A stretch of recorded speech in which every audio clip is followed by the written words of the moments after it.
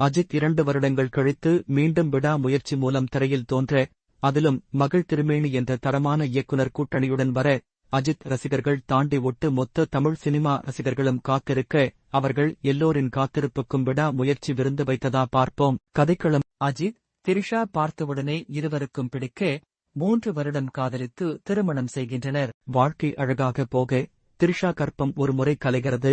அதோடு அவர்களுக்குள் விரிசல் ஏற்பட்டு விவாகரத்து செய்ய இருக்கிறார்கள். அந்த நேரத்தில் தன் அப்பா வீட்டுக்கு திரிஷா போக முடிவெடுக்க, அஜித் கடைசியாக நான் உன்னுடன் இருக்க வேண்டுமென டிராப் செய்ய வருகிறார். வந்த இடத்தில் கார் பிரேக் டவுன் ஆகஸ்ட், அர்ஜுன், ரெஜினா தம்பதிகள் உதவி செய்து திரிஷாவை மட்டும் தெக்கில் ஏற்றி செல்கின்றனர். ஆனால் தெக்கில் ஏறிய திரிஷா காணாமல் போக, அஜித் அர்ஜுனை தேடி வந்தால் அர்ஜுனோ நீங்கள் யார் என்றே தெரியாது என்கிறார். அஜித் போலீசாரிடம் போராடியும் எதுவும் கிடைக்காத நேரத்தில் அஜித்தை ஆரவ் கேங் அடித்து அர்ஜுனிடம் அழைத்து செல்ல, அங்கு பெரிய ட்விஸ்ட் ஒன்றை ரெஜினா சொல்ல, அதன் பின் அஜித் திரிஷாவை கண்டுபிடித்தாரா, ரெஜினா சொன்னது உண்மையா என்பதே விதிக்கதை.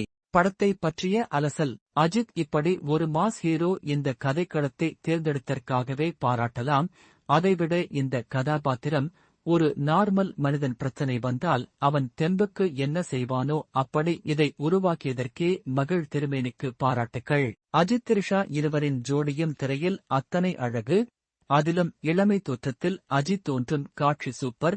திரிஷா தன் வீட்டிற்கு போக வேண்டும் என கூறி இருவரின் பயணம் ஆரம்பித்ததும் மெல்ல கதை சூடு பிடிக்கிறது.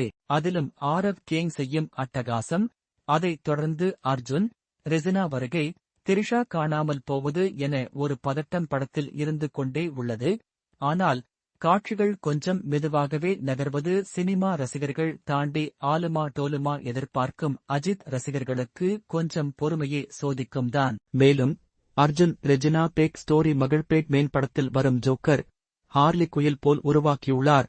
அதிலும் ரெஜினா தன் தோழியை கொலை செய்யும் காரணம் எல்லாம் பெரும் சைக்கோதனத்தை காட்டியுள்ளார். படத்தின் மிகப்பெரிய பலம் அனிருத் இசை. மெதுவாக நகரும் காட்சிகளை கூட தன் பின்னணி இசையால் தாங்கி பிடித்துள்ளார். அதிலும் அஜித்தே என்று கத்துவது போல் அவர் போட்ட இசை தியேட்டர் அதிர்கிறது.